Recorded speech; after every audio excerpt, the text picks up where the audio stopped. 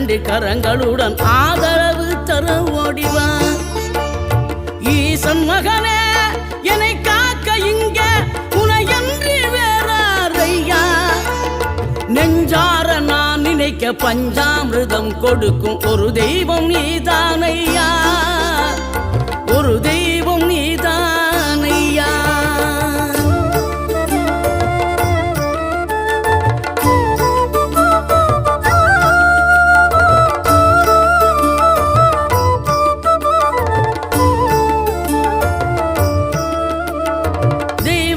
வள்ளியுடன் மணக்கோலம் கொண்டு திருப்பரம் குன்றம் வாழ்கின்றவன் நீ தேவர்களை காத்திடவே வீரமுடன்